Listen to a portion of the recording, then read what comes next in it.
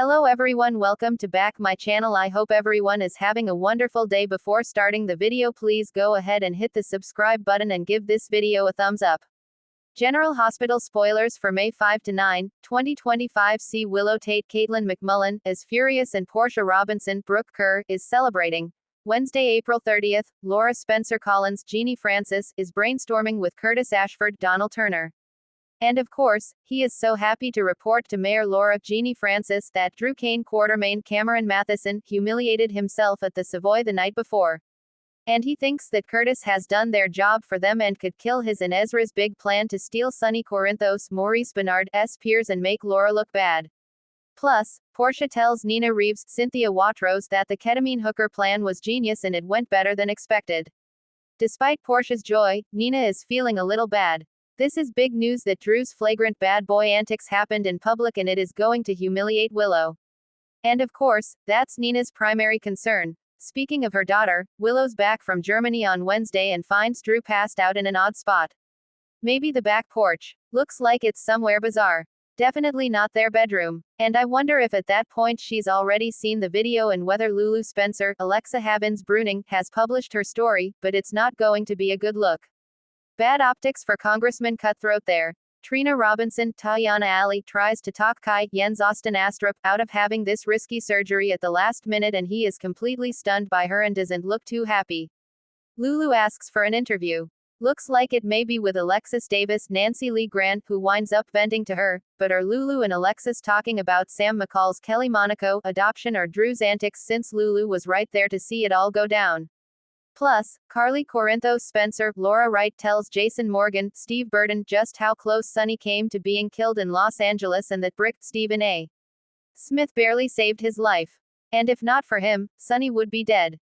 Plus, Brennan, Chris McKenna, has a theory to share, and it may be about who is trying to kill Sonny. Thursday, May 1st, we've got Jocelyn Jax Eden McCoy cooking up a plan. She has got to not only knock Emma out of the running to be Dalton's assistant, but the other candidates. And Dalton pretty much told Joss it wasn't going to happen. He was very clear. So, this is going to have to be a very extreme plan for Joss to be able to succeed and for Vaughn to quit heckling her for blowing her very first WSB assignment. Chase Josh Swickard makes a request of Dante Falconeri Dominic Zamprogna, and I wonder if it's something to do with his and Brooke Lynn Quartermain's Amanda Seddon adoption process that they're starting. Meanwhile, Brooke Lynn opens up to Tracy Quartermain, Jane Elliott. Is she going to tell her about the teen pregnancy and about Lulu tormenting her? And speaking of her nemesis, Laura wants Lulu to proceed with caution. And it could be this stuff with Dante and BLQ and the secret she's sitting on top of, or it may be about Lulu's coverage of the Drew Hooker story. Meanwhile, the congressman has to talk his way out of what he has done. Willow is not going to be happy that she found him passed out. And of course, there's video of him doing body shots off Jacinda. It's not just Lulu's story. A lot of people had their phones out. So, that's a whole TikTok thing. But can Drew convince Willow that he didn't mean for it to happen and he doesn't know how it happened? Because I'm betting he doesn't remember. He's probably going to be a little fuzzy. Then on Friday, May 2nd, we've got Max Scorpio, John J. York finding out about a crime that was committed. But I mean, it's Port Charles, so there's lots of options for that. Also, emotions are running high when Lulu has a heartfelt conversation with Dante. Lulu may be confessing her own love to Dante. Or, she may be thinking again really hard about telling him that BLQ had his baby. If Lulu wants to really suss out how this might affect him, she could tell him about her article and the research and just ask him how he would feel if he found out that he were adopted or that he had a child that had been put up for adoption. She could do a hypothetical that might not be a direct line, but just to kind of find out where Dante's head would be about it. And I think we all kind of know where his head would be because when Chase was talking to him about sperm donation, Dante had said a thing about that he would never be comfortable with a child of his out there that he wasn't raising. Also, Nina gives Carly some details. Is she going to tell her that she and Portia are the ones that made Drew lose it in public and humiliate himself? Plus, Maxie Jones Kirsten Storms is faced with an ultimatum, and we're going to have to wait and see if it's Sidwell Carlo Rota pressuring her to rehire Natalia Rogers Ramirez Eva LaRue, and he does have their contract. He signed a contract, but we all know he could renege on that. Meanwhile, Lois Chirulo Rena Sofer is in some hot water. She told a big old lie the other day on top of some of the other lies she's told when Brooklyn was asking her questions. And that may be coming back to bite her really soon. The week of May 5th through the 9th, Lois is scrambling to explain herself. And of course, she and her mom Gloria Cerullo, Ellen Travolta, said that Street Ignatius handled BLQ's adoption, but Lois said it's closed down now. But is this a real place or not? Did Gloria invent it? Did Lois invent it? I mean, that's kind of sloppy because if BLQ or Chase or Lulu, who's back to being an investigative reporter, starts poking around, that lie is not going to hold up. Maxie has to make a choice when she is faced with this ultimatum, and looks like we'll see it carry over into next week.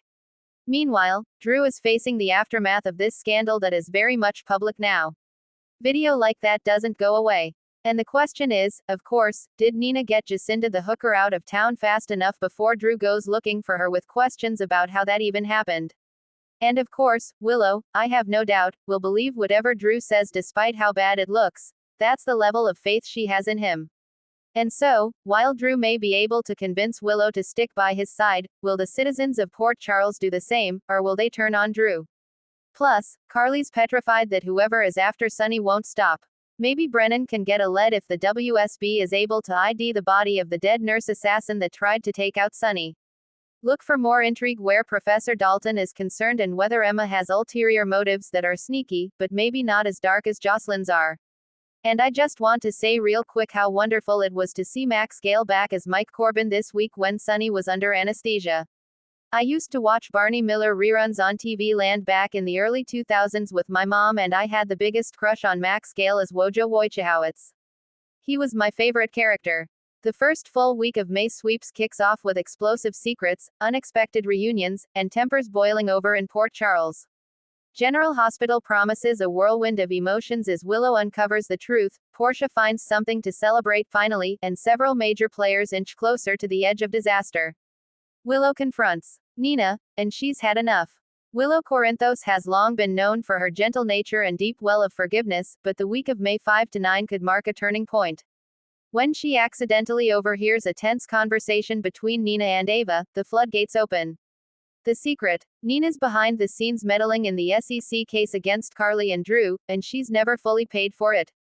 Willow demands answers, and she gets them. But what she doesn't get is remorse. Ava tries to step in and protect her friend, but Willow's fury is clear and justified. She lashes out, reminding Nina that redemption isn't granted just because someone wants it. You hurt my husband. You hurt my family. And you stood by while we all suffered. Don't expect me to smile and forgive, Willow fires, her calm voice trembling with fury. Michael backs Willow's reaction but also finds himself stuck in the middle. While part of him wants to bury the past and move forward, seeing his wife in pain makes it impossible to let it go. He may have to choose between keeping the peace, or reigniting the war. Portia's moment of joy, but will it last? Meanwhile, over at GH, Portia Robinson has a reason to celebrate. After months of personal and professional chaos, she receives thrilling news: a major research grant she applied for months ago has been approved.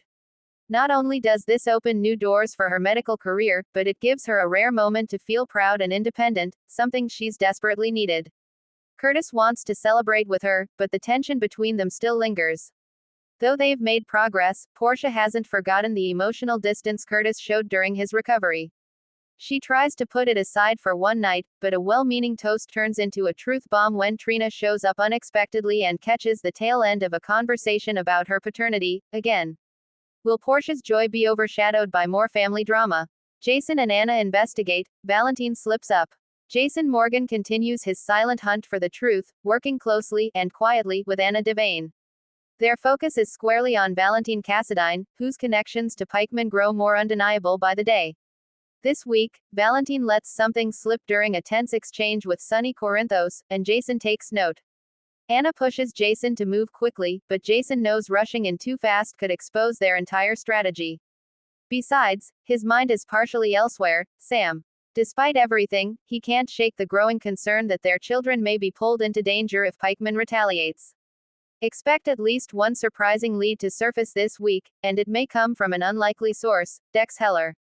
Dex's next move, and Joss is done waiting. Dex Heller is trying to get his life back on track after being pushed out of Sonny's world. He's determined to stay clean and out of the violence, but that's easier said than done in Port Charles.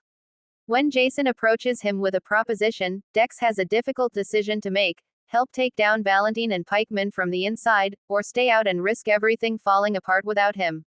Meanwhile, Jocelyn Jax is done with secrets. She's tired of waiting for Dex to choose a side and even more tired of him pretending they can build something real while he's constantly living in fear. Their conversation ends in a blowout fight. Joss walks away in tears, and Dex makes a desperate phone call to someone he hoped never to contact again.